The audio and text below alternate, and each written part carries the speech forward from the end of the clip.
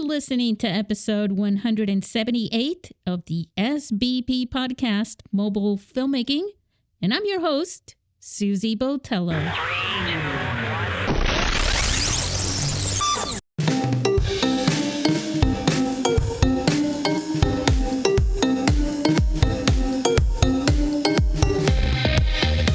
We are Fade into Film.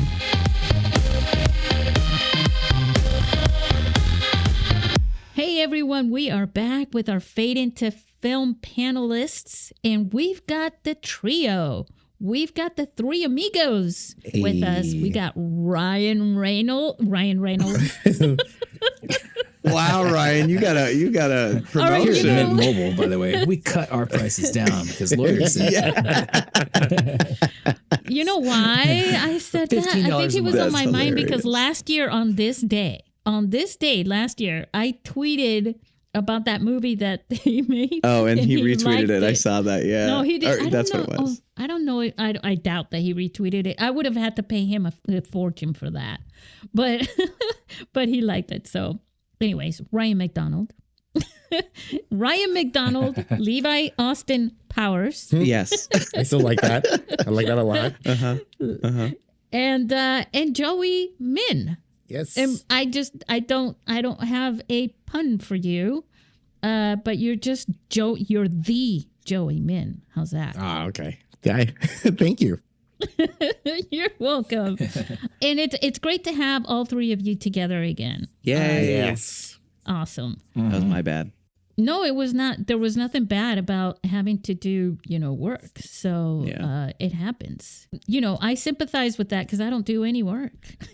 I can't wait until that day when all I have to do is my artistic, creative things, and I no longer need a survival job. Exactly right. Oh, me too. Same. Aren't you living your life in your dream right now, Joey?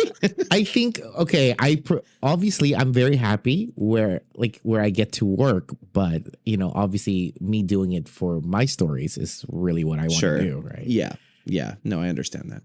Like I'm still a cog in that big machine. It's like, I'm not the director that I want to be. Yeah, I totally relate. That sounds like a song. I'm not the director I want to be. Yeah. I feel that's the song we need right there. Yeah. Right? Mm-hmm. We'll all sit to it, listen to it quietly and cry. We need to message Jason. Yeah. Have him cut us. Yeah. Yeah. Jason, write this. Yeah. Something I just listened to in my car on the way home. I love that. With that Matthew McConaughey look on my face like I'm driving. Yeah. Oh, I love that. Well, you have. I haven't seen Joey wearing shades yet, except for that driving thing that you did. Wearing what were you wearing? Oh, you were driving blind. Yeah. That was blindfolded, right, or something? Yeah, it was just like a YouTube sketch where I accidentally murder somebody. That one.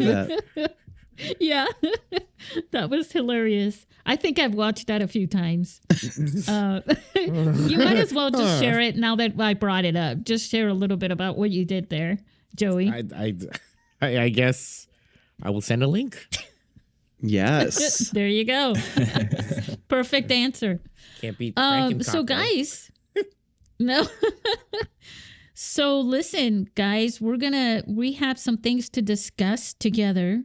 And one of those things is, what has mobile filmmaking taught you about the film industry? And I would like for every one of you to give us 2 examples, if you don't mind. And because Levi is here after a million years, we missed you. Mm-hmm. Levi, you go first. What? Okay, that's fine. Okay, mobile filmmaking and what it's taught me about the industry. I would say the first thing is even it's disappointing, but I do think that there's still some stigma attached to being a mobile filmmaker in the industry. So I mean, this one's maybe not as inspiring, but it is the truth. Is that there is still a little bit of stigma from, I guess, people who are further along in their career or people who are making more high budget projects, that they may sort of look down on you. But it feels so good to prove them wrong. So do it anyway. Yeah. And I mean that. And then I guess the other thing is it forces you to wear more hats than. And I mean, I'm going to say this because I feel like if you're mobile filmmaking, you're probably making it with a small team. It forces you to wear more hats. And so you start to understand the industry more than, say, if you are working on a bigger project and you're devoted to one task. You start to realize and appreciate the different positions and responsibilities and everything. And it really makes you a jack of all trades. Like I do really appreciate my experiences with mobile filmmaking because I feel like I am pretty good at a lot of things. I'm not an expert at anything, but I'm pretty good at a lot of things. Because you got your hands in there. Yeah. And so you're basically, you have a bigger ownership of your project. Oh, for sure. Yeah. So what was the second thing? Girl, that was the second thing. Oh, okay. So basically, The first thing was the stigma. The second thing was the lessons that's right, learned. the stigma. Yeah. It's because we talked about stigma with Joey and Ryan too. So you want me to find a third thing? Well, do a third thing, and we'll call it a second thing. How about we go to Ryan and then I'll come back to me after I think of a third. Okay, sounds good. We'll give Levi the last word. All right, and now I guess it's you, Ryan. It's not necessarily about the industry. I think it'd be just about the process and it's kind of it's like simple to say. It's kind of intuitive in a sense to say, but it's just that almost anything's like possible shooting with an iPhone because of the availability. You often say, the camera's right inside your pocket, and so I don't want to be that person who is like the old person going like, oh, everybody's got a camera now, you can do it. But it is kind of like that though. Like everybody has a camera now and you can do it.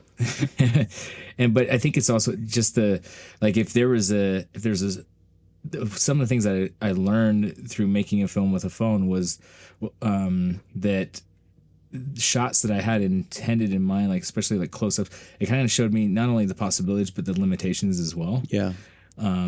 And that helped. I know there's some shots that are in my feature film that are close-ups that I'm not quite satisfied with, and I didn't realize what it was until we'd shot it, and I was like, oh, it's the lens. I see that now.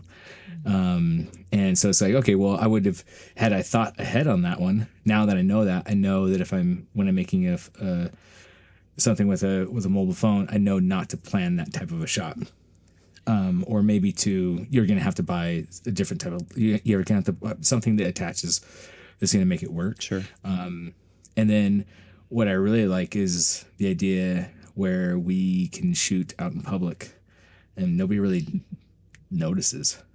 Like you don't need in the world of indie film where you don't get permits and you might not have insurance. Like you can shoot out in public with a phone, and a lot of people won't really blink at you because we're so used to seeing people now recording something for their short form social media.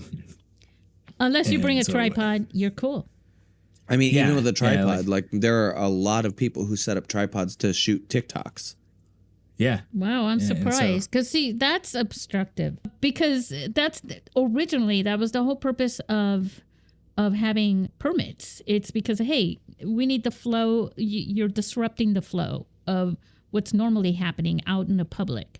Sure. And a tripod, I think you're kind of right. Like, because maybe some tripods, depending on where you are a little smaller than those industry-sized tripods, So maybe that makes a difference.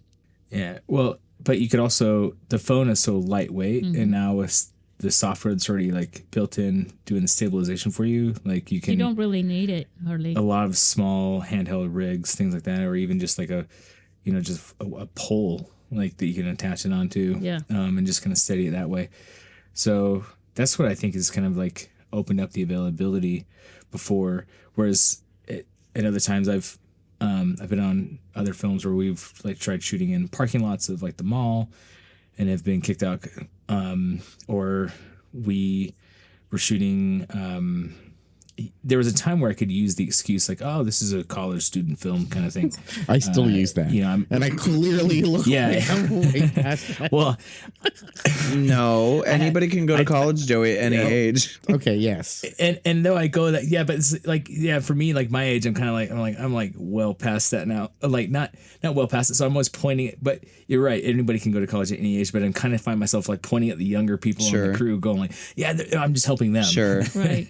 Kind of a thing, for a college thing. And so it's really kind of, it's not necessarily did I learn anything about the industry, but I learned something about the art form itself. Yeah.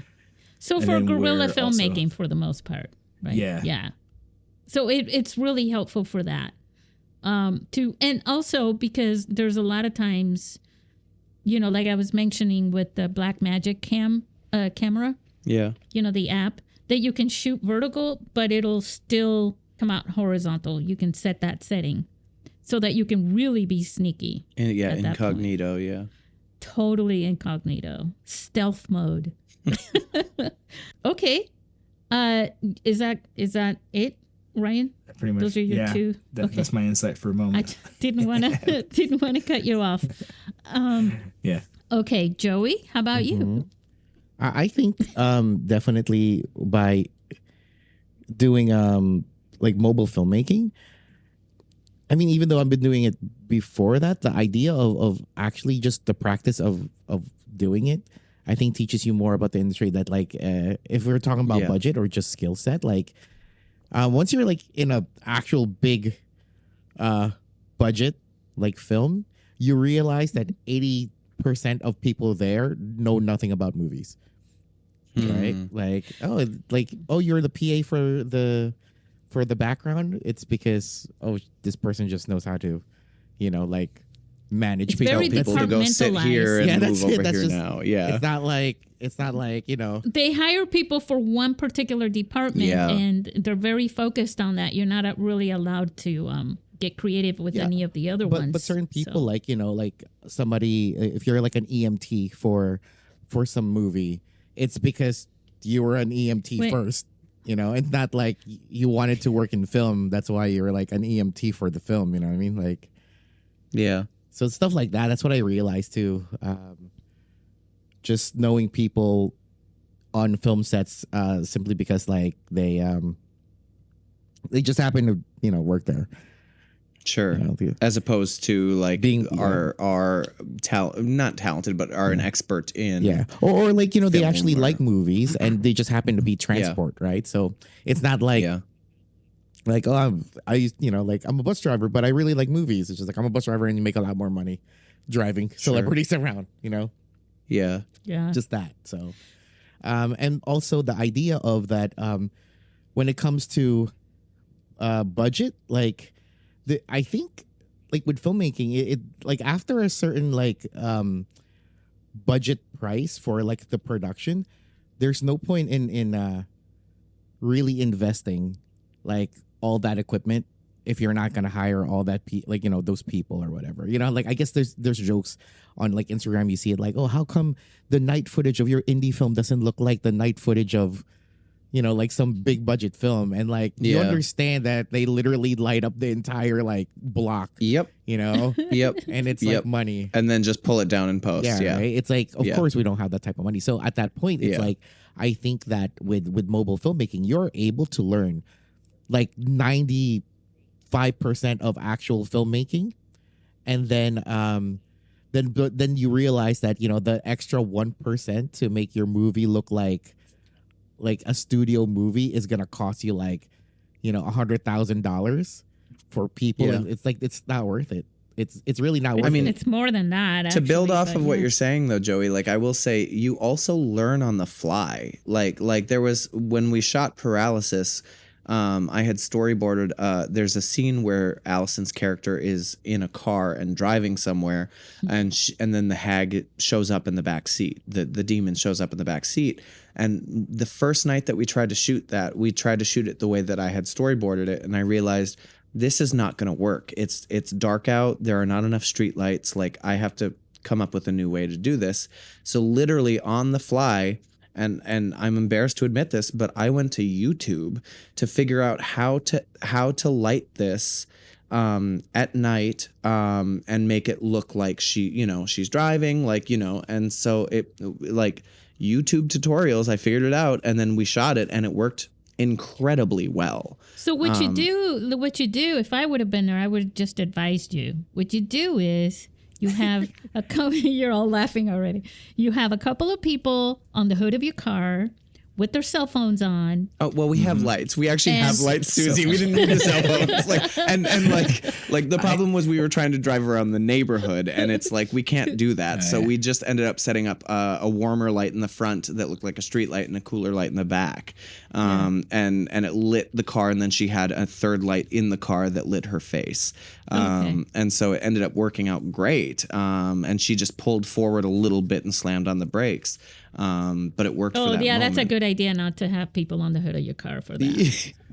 I mean, don't feel bad. I was editing earlier, and I used YouTube to figure out something on Final Cut Pro. Yeah. I mean, we do it all the time. You're constantly learning, and the resource of the internet is beautiful sometimes. And you can do that on your phone. You could actually look on the thing that you're filming with on too. set on your phone. Close the app, open up YouTube, watch it, and come back to the app. All right, let's move on to the next thing, if you guys are ready for that. Sure. Yeah. All right, well, this is fun. So how much art influences filmmaking? It's a topic that has been rolling around in my head every time I watch a movie. Because we get into this mode in mobile filmmaking. I think it happens a lot. People are just, okay, I can make a movie because I've got a phone. And I've got a phone, it's a camera, and I want to know how, I think the mindset of it, even though people are like, okay, I don't have a regular traditional camera, but I'm going to use my phone because I know there are people making movies with a phone. So I'm going to use this, but I subconsciously don't believe that this can just work. So I need to figure this out. So they go and start looking for, how do I make a movie with a phone really cool? What gear do I need, for example? And when you start doing things like that, next thing you know, you've gone down that rabbit hole. And I think that it kind of keeps you. And so you're constantly thinking about the tech. Sure. You're thinking about the tech. But art is very influential to the filmmaking process. And by the time you finally go, okay, screw this, I'm just going to make this film. Yes, story, the story is the way to go. That's the focus of everything. But how you make that story into a work of art through filmmaking. And there are some very unique ways you can do that, even with the phone versus other cameras and vice versa. So I wanted you guys to kind of throw in some examples. I know that Levi, for example, did a lot of creative things in the making of Paralysis with lights and shadows and things like that, so light and shadow in art, say, versus film, what the effects are, because I believe that those are how you depict the mood, the emotions, mystique, the wow factor, mystery, all those things. So Levi, can you share something like that? Sure. I mean, I will say I come from a very artistic home. My mother is a visual artist. I was constantly surrounded by art. There were books with paintings, with whimsical art.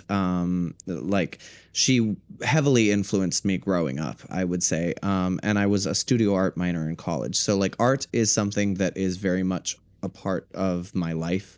It's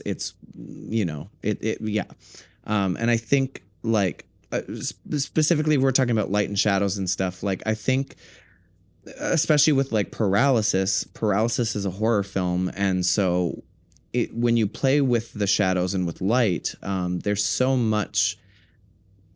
lot of heaviness. First of all, if there's darkness, there's a lot of heaviness. I remember looking at older paintings, Rembrandt paintings, for instance, where it's you get that beautiful triangle and you really only see half of the face well lit, but they're very emotional and evocative paintings because of of that. You know, what's in the shadow, what is lit up. And so that's something that's really fun to explore in film. And I think it can be emotive, but I also think that it can lend itself to sort of the anxiety that we all have, like of what is in the dark, you know, what can we see and what is not exposed. So that's a lot of fun to play with when you're a filmmaker. But I would also say, like, even very well lit things can be very evocative. I think, for instance, if Beale Street Could Talk, which is a Barry Jenkins film, I think it is one of the best cinematic films that has come out in the last 30 years. Like, I feel like every still from that movie could be a piece of art on your wall. So I think, like, with light and like with shadows, like, yeah, you can explore that, but you can do it as well if you're smart about your composition. So I think everybody can benefit from art classes, just because it helps you understand composition, but also, like, I think we all intuitively know things as well, and like emotions are drawn from certain things. So like break the rules as well, you know? Yeah, I know when I was studying composition, since you brought that up, in my classes, our instructor was talking about the art part of it and turning it into the film process in cinematography. And he said there's the rule of thirds and how you frame things, but you also need to know the psychology when someone's looking at a screen, when you shift from one scene to the other, where their eyes go next. Or even the size of the person on the screen can like, where are they positioned, you know, like are they very small and everything around them is massive? Like, that is evocative, that is emotional, that is, you know, like, so it's fun to play with everything, you know, in that regard. And that's the creativity that turns into art, right? Yeah. Joey, how do you feel about this? What can you bring into this? Isn't you know, like cinematography, like light is a very influential part of filmmaking. I mean, I think that's like the basis, honestly, in terms of just the technical visual representation of what you're trying to put out, right? So mastering light, like, you know, like is the way you paint your picture, right? Yeah. So I think it's And Joey, I know that you like a lot of. I think I know this about you, that you like a lot of black and white films. Oh, I love noir, and I think I mean, it's a good way to like learn how to even just to understand how to like bring an emotion out when you don't have the color and everything like that. Just the idea of just like black and white. Why, you know, like knowing exactly why you place a light where it is. It's good practice, I think. And actually, recently, I'm doing this. I guess I'm calling it an experimental film because I know we talked about it before, and you guys were like, "No," but like I'm making a. Is it the vertical one? Yeah, the vertical cinema. No. It's a vertical cinema with. Yeah, it's inspired I was by. like, Joey should put a challenge out there. No. We should do a vertical film. Yeah, here's what I did learn though, because it is a vertical film. The way that you would frame things, you definitely need less light, and I think it was a good learning experience.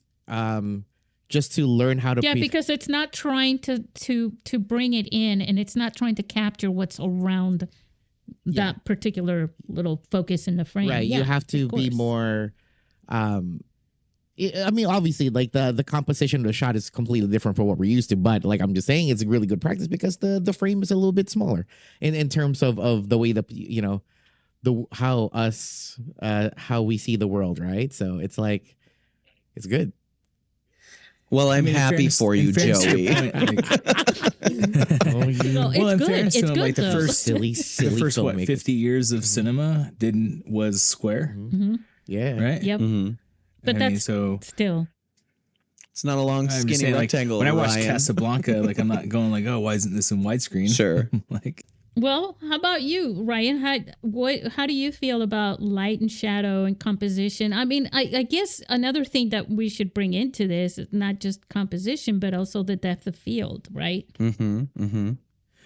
I mean, So recently I saw Dune Part 2, and Oh, and lucky there, you. there's almost any moment in that movie where you can, any frame of that film you could just use as like an art piece. And I wish that movies that I made had that same look to them. So I can't really speak necessarily on the lighting in a sense. What I really enjoy when I'm filming is going to be when we say the composition. I would also say like how the characters move in front of the camera, or how the camera moves with them. I agree. Depending on what they're doing. Spielberg is really great at continuing that art form that was developed before him, when like the Hitchcocks, where you might use in one shot, you start out as a wide, and then the characters either move closer to the camera or the camera moves with them, and it becomes a wide, a medium, and a close up all in one shot. You kind of do it as a oneer, and one. So there's that, but then also as an art form, film is compared to paintings, one thing that film can do differently is you can juxtaposition shots. Yep. And so like when you look at Joey's art, there's I get the sense that there's a purpose from one shot to the next, when there's a kick or a hit, or when someone's flying and about to fall. It's choreographed. Yeah, but it's also it's where is the camera in that fight, and where's the camera going to be when the person goes to where they're headed. So like for my feature film, at no fault to my cinematographer, it's my fault for as far as the way the lighting is. I was the director, I was the person who was there, I approved it. But there's moments where, especially the end, the way that we do the edits with the different actors, the way that we have actors, the husband is one actor, then we kind of turn away and it's another actor. Those are the type of things that I really like when it comes to the art form of film. Is kind of where we're putting the camera in, and at times where we do just just a two shot. Woody Allen has in the movie Manhattan. There's times where, or I think it's Annie Hall. I mean, the camera's still on the sidewalk, and the actors are 2 blocks away, walking and talking at the same time, and they just slowly get closer to the camera. There's not a dolly. There's not a crane. There's not the opening of Fargo as well, with the car that's driving and it's really far away at the beginning, and then it's slowly, and that music sort of rises, like it's an emotional, it's evocative, Yeah. And so those type of things, obviously where the other stuff that was mentioned is of course important. I'm just saying that from my point of view, I love seeing a movie when the characters are just acting on screen. Yeah. There's 2 people in a 2-shot, and then we're not doing a bunch of, when the editing's purposeful and not just editing for the fact that like we shot it with 6 cameras and we can edit anywhere we want to go. Sure. Kind of a thing. It's, I was talking to my dad earlier, and he was saying that he was mesmerized by, it was like 11:30 at night, and they had just come back from a theater performance with some of their friends. And he said that they had the actors at the front in the, center front stage, right? And they had in the background, they had groups of people. You know how when you shoot a scene in a movie, of course you do, you have your extras in the back, right? Doing their thing. Well, they were going from one person to another, telling different stories within that same performance. And the people in the background were shifting all very fluidly in the background. So if this actor spoke and did their performance, they were in that scene and they were portraying that in the background. Yeah. And he said it was mesmerizing for him. Yeah, that's interesting. Yeah. And I think there are things I worked on a short film where someone had committed suicide. It was a teacher, and we were in a school. And the cinematographer what we did was we had each actor, right, the students and other teachers and counselors, they were all kind of in a row. And what they were doing, they were having a moment where they were saying, can't believe he did it. I always thought he looked a little depressed. Oh my God, did I even get an A? How am I going to find out what my grade is? Things like that. Sure. And what the camera was doing, this was all in one take. And they choreographed it so that they were shooting each person on a close-up and then moving to the next and moving to the next, almost like it was a stage, like a theatrical performance. And I thought the acting on that and the way that the camera movement and the way that the director planned that and choreographed it was pretty cool. Yeah. I love that, but I also come from I feel like I'm sounding super pretentious this episode because I'm like, oh, I was a major and an art minor. No. But coming from a theater background, like that was everything. I loved sort of choreographing the things that were happening on the stage, and moving to film. Like Paralysis, we have a lot of long takes, and we rehearsed those over and over and over to make sure that we could get the timing right.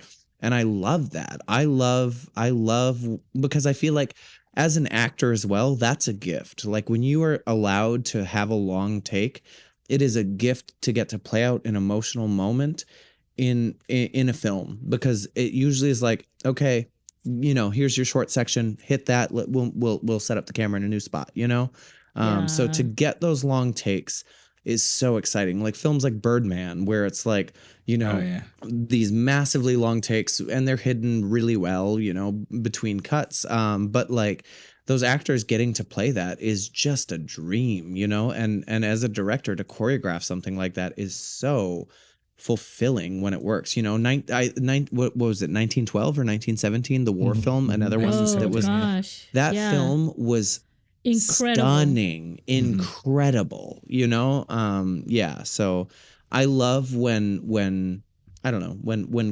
choreography meets, and that's another art form, choreography meets composition, meets lighting, meets, when all of those things are hitting at their top, as much as they can. I love it too. It's so exciting. I love it too, Levi. And I think, for you guys that are out there listening to this, one of the things that I feel is really important to know is you're going to make a low budget movie. You may not find Tom Hanks and whomever, all right, to work on your film, but you can still get really good actors if you look in the right places. And I think actors with theater experience, so, Jed Brophy and Mark Hadlow, who are, by the way, they're judges in our film festival this year. They have hundreds of performances that they've acted in throughout their lives. And so when they were shooting Blue Moon, what they did was they brought that into, because they were shooting that, most of that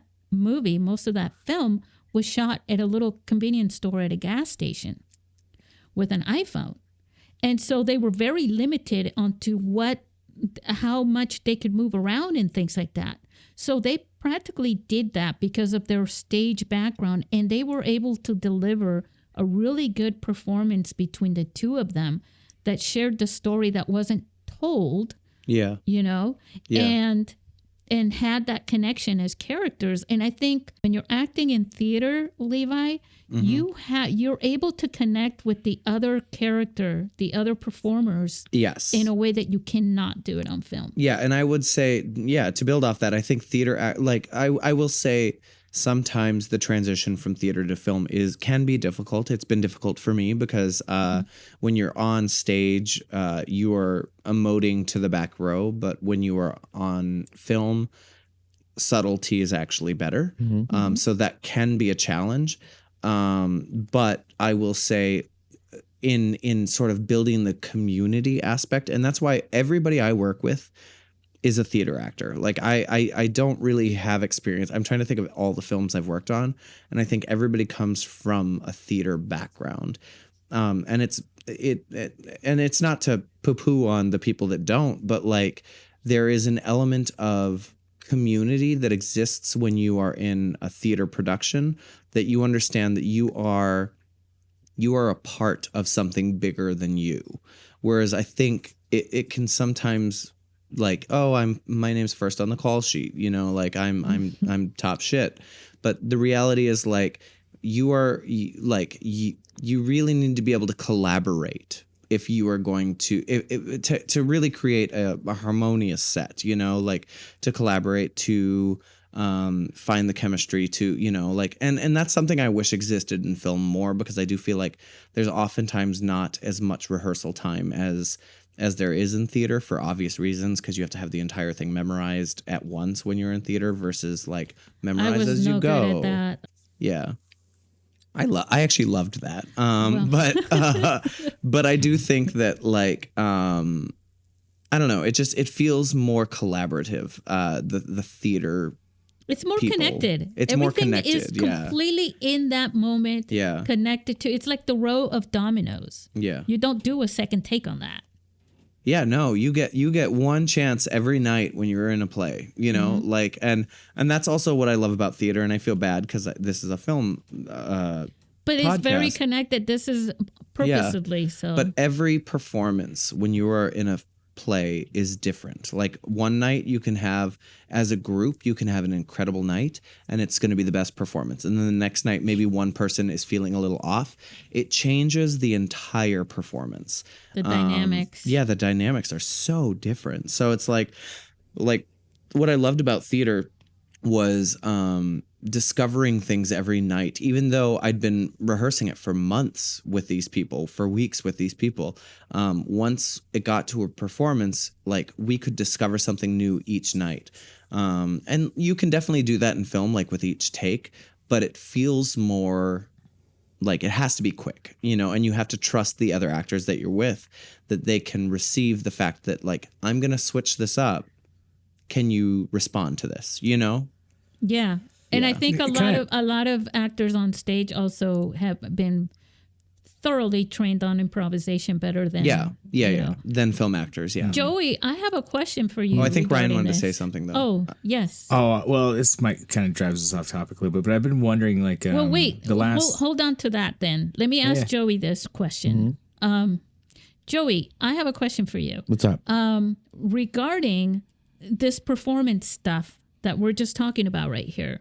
When you're doing your live action, the choreography and stuff like that, does that also have that kind of a feel where your performance, right, of that fight scene or whatever it is, if the director says, all right, stop in the middle of that and we're going to shoot it from over here on this side, how does that flow work for you, or does it not? Well, specifically the way that, like, I guess my method is, I prefer people, like, say, like stuntmen that understand music.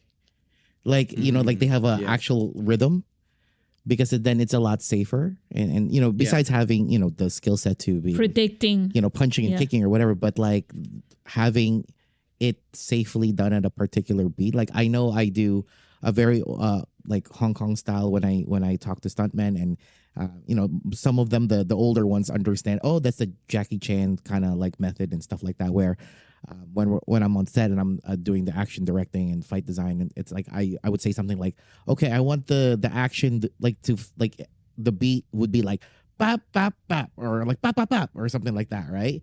And the younger stuntmen, they're like, oh, that's funny, right? But then it's like some of the older stuntmen are like, oh, okay, that's like really old school way of doing things, But yeah, that's just the way that I particularly like it, simply because of like how, I guess, like the action, like Hong Kong style action is different from like Hollywood action in terms of like its roots, with the cowboys being the first stuntmen in Hollywood. So it's more brawly, and it doesn't matter the specific timing. But martial arts, on the other hand, it's a little more specific and stuff like that. So yeah, so I guess also being trained in, I guess, what would be kind of theater in terms of like rhythm and live like acting, rather than just using everything through editing, is definitely one of the things I appreciate more. I totally get that, and that's why I was asking that. Because it is a performance, and I think that you're able to, I think the director is also, needs to take that into consideration. Yes, you're recording, you're capturing this, you've got these shots, like Levi was saying, storyboarded and all this stuff, but also you're here in this moment. And I think that's where stage and theater comes in, where it's like, this is the moment, capture it and get it, don't interrupt it too much and let it flow. You can always retake it if you don't like it, right? Ryan, I'm sorry. What were you saying? No, yeah. Well, it was something Levi had said about just kind of actors and one of the things I was kind of thinking about the last few things that I've done, because we're moving so quickly, I've kind of had to tell the actors like I don't have the time frame that like David Fincher has where we can do like 80 takes. And so sometimes I'll tell them that it's like, you've got 3 chances on this. And I kind of have wondered if that's helped them just focus and bring it, because like with theater, every night you have 1 chance. Yeah. And if you flub the line, you've got to figure it out. Because there's other times where I've told the actors, hey, this is the only shot I'm getting of this. Yeah. I'm not doing coverage. This is the coverage. So if you drop the line, we either restart or you got to fix it as we go. Yeah. And I've done that too, where it's like we're limited on time. So it's like we have to get this in this much time. So yeah.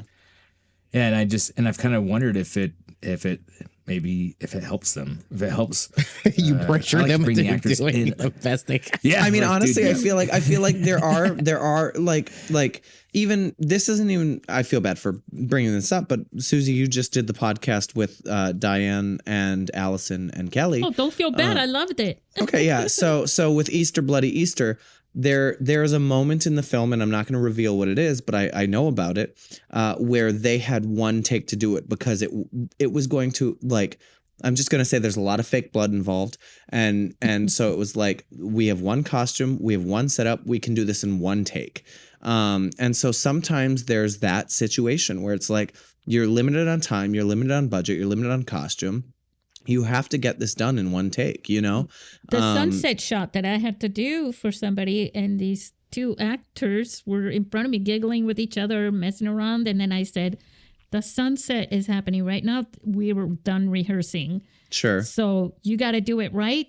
Yeah. Or it's not going to happen. Yeah. And we did it. Yeah. And I do feel like people rise to the challenge. And if they don't, like I like, there's that other feature that I shot that we don't talk about, but there was a shot in that movie that was supposed to be a long take, and like we rehearsed it over and over and over. I think we rehearsed it for like 15 to 20 minutes with all of the actors. When it came time to shoot it, it got screwed up in the first 30 seconds. And so we realized we have to do this now as you know, multiple Standard. takes. Yeah. But how can we troubleshoot this, you know? And so like it sort of goes to the creativity, I guess, of the crew and the cast, of like, what can we do now that this plan is not going to work, you know? More than creativity, that persistent, that passion that says, all right, we're going to still make that happen. Yeah. That's the magic that I've had the experience of witnessing, which brings me to loving people like you guys because of what you do. Because I know what happens, you know, every movie that you watch, every movie I watch, you know, like, for example, the show Supernatural. Those guys were out there for months, out in the freezing cold, you know, out in the woods, especially in the earlier episodes, because it was very urban legends, you know. And they had to practically live with each other. They camp out with each other. They live with each other. You probably had that same experience, I think, in that film, that Easter, Bloody Easter. I actually wasn't even on set that day. I just remember the anticipation around that. Yeah. And then having just come off of paralysis, feeling the anxiety for Diane. But then Allison gave me the update that it went off without a hitch. And then I saw the footage and I was like, damn, y'all did it. So It's amazing.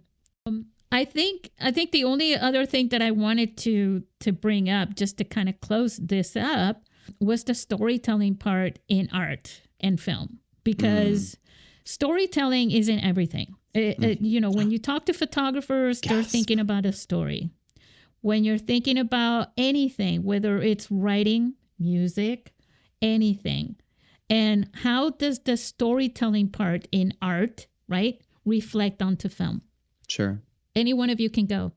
This is the wild card moment. I get as a indie filmmaker and as an audience member when I'm sitting there watching like a film festival showcase, I cannot stand it when someone has made a film that is everything like visually is there.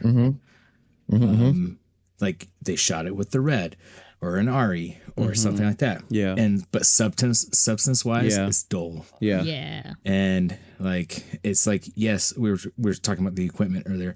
It's like you did all of that, but you forgot really to show The us heart. anything. Yeah. Yes. And it doesn't even have to be because as you said, like story is not necessarily everything, but how you tell your story is probably the better part of it.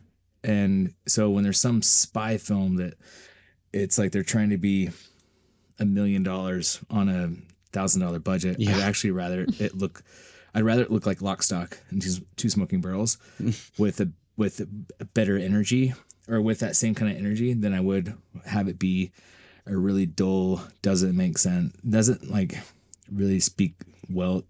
Like you don't feel anything. Yeah. There's plenty Yeah. of movies out there that you don't feel anything. Those are the ones that you're like, oh, that's in the background. Like you're not going.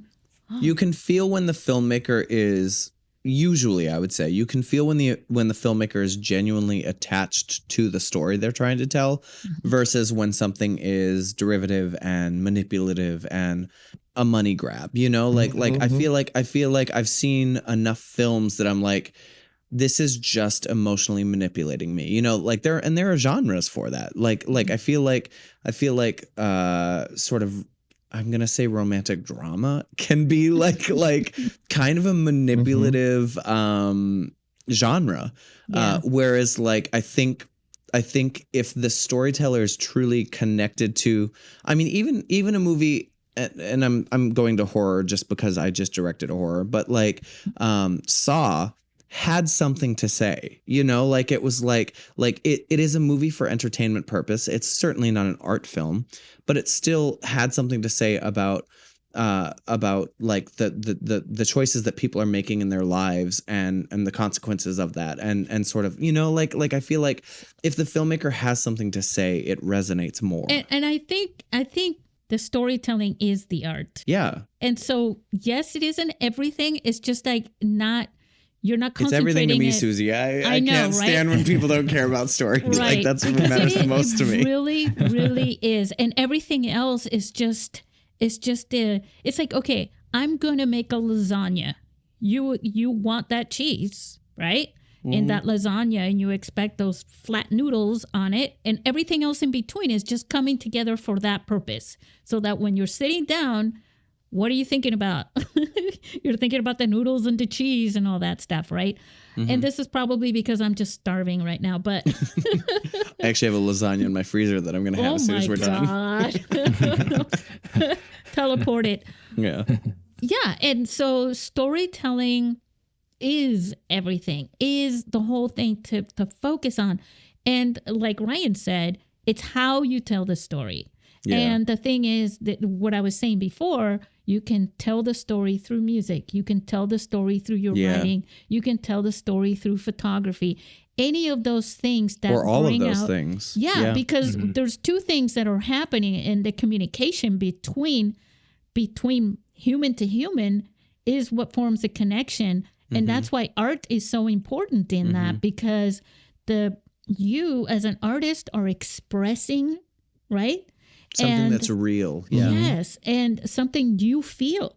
Yeah. And the person who is either watching or listening or however they are absorbing that, they are now feeling. And not both of those things, you know, you're not going to feel exactly when you're telling a story as the person who's listening to your story say, right? But there's that magic in the between that. That's the connection where people get you, you get them, and you're connected through that little string of, I'm romanticizing it, but you know what I mean. I mean, and I will say as a storyteller, the greatest compliment that I've ever received from any of my films is when somebody says you are one hell of a storyteller. That's awesome. And like that happened in Australia, and I was just like, this is all I care about. Like this is what makes me feel alive, and the fact that it resonated with somebody else really means something, you know? Yeah. For some reason, my mind's thinking of like Body Double by Brian De Palma. The story is not really that complex. It probably could have, but like some of these like long chase scene moments that he has are the way that he's telling the story is very different. You know, from like Joey could probably speak more to this on his art form. Like I rewatched John Wick the other day, and again, like the story's not that complex. Sure. Yeah. But how they put that That's story not together. the point of a story. Actually, the point of the story is to take something simple and tell it in a way that's compelling. Yeah. Yeah.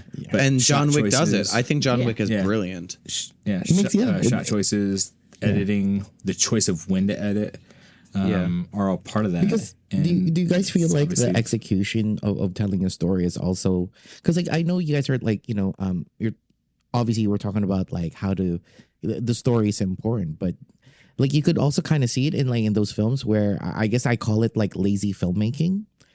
Like they have a story to tell, but it's like, do I really need to have, you know, like a, you know, like 2-minute static shot of some guy in a car, like, you know, driving in a car when he's, you know, talking to the guy that's next. It has to have intention. Yeah, the things to build the story, you should have intention. You don't need to have, like, for example, one of the things in cinematography is like, you know, somebody leaves and they go to their car. You're not going to follow them all the way down the stairs and then watch them stop at the restroom. I mean, nobody cares about that. But I will say, Joey, with what you're saying, with the question that you posed, like, there's a shot, like, I think, and it builds off of what Susie was saying. If there's intention behind it, I think those shots celebrate and amplify the I'd story. Even take it if the intention is the director to piss me off. Like I'd take that. Yeah, like sure. if it was if it was a style, yes, no, definitely, I agree with that completely. But I'm sure you guys seen films.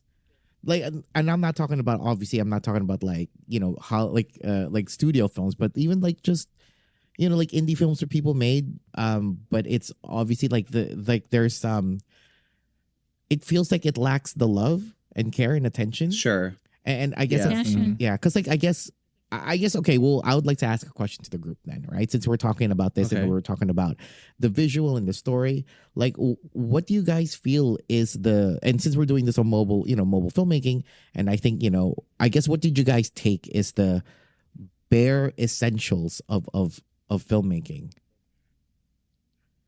You know what I mean? Like how to make like a good film, like the bare essentials. I mean, I would say a decent understanding of how to execute it would be part of it. I think but I do think story is one of the highest pillars. I think. Are you telling a story that an audience can resonate with? But if a director or somebody cannot execute, like how to tell that story well, can you even say that, oh, the movie is good because the story is amazing? If I can sense the artist's intention and the film is not great, it's not, you know, they're maybe not the artist to tell that story, but if I sense their intention, I can recognize, oh, this aspect of this film is doing what it needs to do. Like it's still resonating because XYZ, you know? Yeah. Whereas like maybe you weren't the director for that. Like I've seen plenty of films. Into the Woods, the musical. That director completely missed the mark. He did not understand the themes of the film. However, there are moments in that film that I can sense the intention behind it, and I'm like, this resonates, you know? I feel like I feel like whatever I'm saying is the same thing you guys is it not the same thing that I'm saying? But Joey, you were trying to say something earlier, and well, I guess what I mean by like, you know, I guess what I mean by lazy filmmaking is that like, how do I explain this? Because like obviously like I guess I had this talk with somebody recently, and like how do you actually like who can really grade a film, right? Like if there was a standardized thing. Yeah. Right? So I was saying like, well, I guess it's because like I can't, it could be like I can't judge someone's story or something like that. But if we were to just like basic tenets of like what makes a good film, could I say like shot composition and shot progression, right? Like that seems like a very simple technical thing. If like So remember when I said earlier that the artist, right, has an intention, right? They're expressing this particular thing. And the person that receives that, they have their own impression of it, right? They feel their own thing. Does it resonate with them? Exactly. And that's because you're not going to okay, so when you're a filmmaker, you don't show your film just to filmmakers. You want everybody and their brother. And if you get a carpenter or a plumber that just loves your film, that it's based on nothing that they have any connection to, that's the magic right there. Yeah. That's the magic. Does your film resonate? Exactly. And it's not about judging it. It's about feeling it and saying, God, I feel something, and it makes you feel alive. Because we have a life that we're all living that it can get monotonous in so many ways. And you stop and you watch a movie or you're having a crazy day and there's a theater right there and you're like, I'm going to just go in there and watch this film. And that is such a great thing if you watch that film and it just totally changes you, even if it's only for that minute.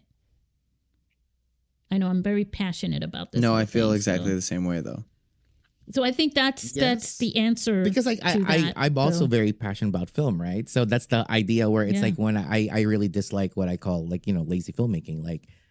I get it. This character needs to get to point A to point B, but do we really need to see like all of that? Like, when it's just like she's just walking, but then it's not even like the shot composition of this character walking isn't even like there's like a million head space for some odd reason because the person doesn't want to use a tripod or something. I mean, I feel like there's something that exists, especially in American film, where and I'm just going to use this as an example, but like transitional shots are sort of kind of stock footage. And it doesn't do anything to like the establishing shot. Yeah. Whereas like you have a filmmaker like Edgar Wright who uses every frame to tell the story. Mm-hmm. And I have so much respect for filmmakers like that because it's like you have found a way to creatively tell me more about this character even in the transitions, And so, I agree with you. I think there are a lot of movies where it's like, I don't need this. Cut that out. Like, just tell me the story, or at least tell me it in a compelling way where it's giving me more information as an audience member, Create art. Show you a wide shot with the Eiffel Tower, and they're like, and then title card comes up. Paris. It's like, it's like great. Could have figured that out. Like, didn't need the title card. Like, Well, that's the whole point, right? From the beginning, it was like you get stuck in the technology and in the process technically, right? Mm-hmm. And then you forget, the art part. The art part is from the heart. Yeah. So here's a question has a movie ever been so good that when it ended, you cried? Oh, yeah. Yes. So many times. For me, it was Everything Everywhere All at Once. I cried. I've saw that movie so many times. I cry every time I see it. It's a brilliant film. Like not cried like in the film, like during the film. Sure, but at the end. When it ends and it cuts and it's just like, and it's like directed by so and so. And you're kind of like, wow, like that was the film. Yeah. I actually did that during Hamilton, and I'm embarrassed to admit that, but Hamilton made me cry like that at the end. The thing ended, and I was with my ex, and he was like, "What?" And I just started sobbing. Wait, it ended, then he was like, "What?" And that made you cry? Have you seen it, Joey? I've never seen Hamilton. Just spoiler alert, at the very, very end, it's been following Alexander Hamilton the entire time. And at the very end, he passes away and you sort of get the last bit of the story through the wife. And then she looks at the audience and she gasps. And that's the end of the play. And my ex did not understand. He was like, what? And for me, it resonated because it was like the entire story was her story. It was not Alexander's story. It was her story. And so like she realized in that moment, and I'm getting emotional right now, but she realized in that moment that it was about her. And it's so powerful. And I sobbed for 10 minutes and my ex just did not understand. And that's why we're exes. No, and this is what Ryan was talking about earlier with the magic. Yeah. You know you know what I'm saying? Yeah. That's the magic of the film. It's not something you can put your finger on most of the time. And especially and you can do this with a short film. You could do it with a feature-length film. I think we feel it more intense when it's a feature film because you have more time. Yeah. You know, you're living this. Yeah. But that's the movie magic is that you are creating something that you are putting, and this is the drive that a lot of filmmakers have when they're kids, right? That they grew up watching films that did that for them. And they want to do that themselves. They want to do that for others. You know, filmmakers, for the most part, I know it's in the Hollywood industry and things like that, we tend to think of them as money and all this stuff. But their intention is to tell a good story and to move their audience. And they really take that to heart.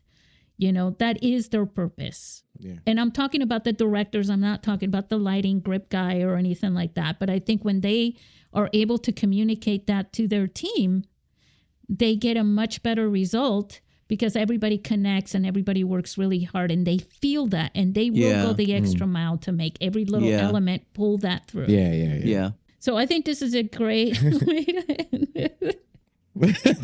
I mean, I posed the question, so I'll share. Yeah. Magnolia was one of the films where when it ended, that you cried. I thought it was so well made. Okay. I haven't seen it. Is so that I'll the have one to with the watch raining it. frogs? Yeah, and I can't say I don't know. It's been a minute since I've seen it. So like Paul Thomas Anderson's done so much since then. Sure. At the time though, like I was Boogie Nights is like top 5 for me in like films. And so I was such a big fan of that. So I was really excited to see Magnolia when it came out. And then when it ended, I just thought, especially when we're speaking of like editing and shot composition, as far as like how the characters are and the camera is moving, like when it ended, I was kind of crying because I was like, wow, that was a movie that I hadn't seen like that before. Yeah. You're like, bravo, right? Yeah. I think Jojo Rabbit was another one for me, actually. At the very end, I cried just because I was like, this was such a brilliant piece of film. We do that. We do that as artists. We see things from our heart. Our eyes are our hearts. And so we really feel things in a way that a lot of people can't understand, which is why we have that need to express something. I think filmmakers are so empathetic. I do. Yes. I feel like you have to have empathy in order to be a filmmaker. You know? Narcissistic and empathetic. Yeah. Narcissistic but with an insane amount of empathy. Well, I don't know about anybody, but there's a part of me that sometimes like in life, I'm like, I'm telling people, telling the kids, telling somebody, and it's just like, it's like the directing side. Yeah. Kind of like coming out, and it's kind of like, no, you have to say it, like, just do this.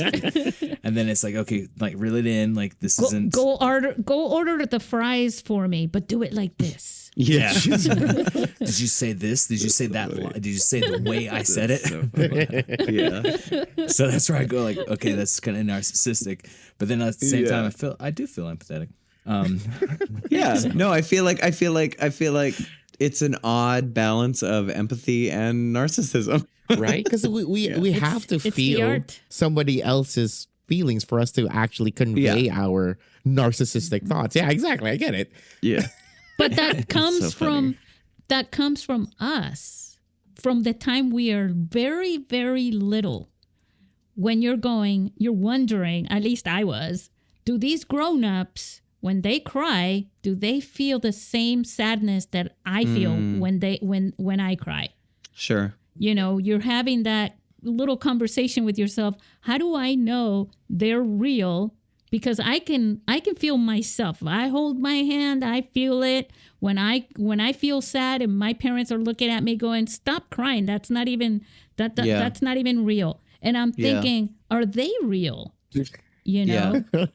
So, you all laugh at that, but I legit talk to my therapist about that exact same thing probably once a month, where my mom would look at me and say, "Stop that fake crying." And I was like, no, you don't. Like, now as an adult, I can go, "That's not, it was real. It's okay." You know? Like, yeah.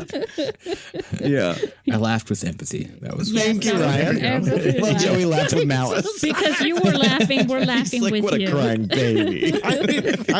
It's I don't know, the thought itself, it's like, not the, obviously trauma is terrible. I agree with that. But the thought of like, it's like, stop crying. It's not real. It's like, are you real? And I see like a child version of Susie saying that to her fans. Oh my God, 100%. That's what I was She was an laughing at, obstinate too. little girl. Like an odd thing to like question her own reality with her parents. Yeah. That's even here. All right, everybody. Say goodbye to our listeners. Goodbye. Until next time. See you guys next time.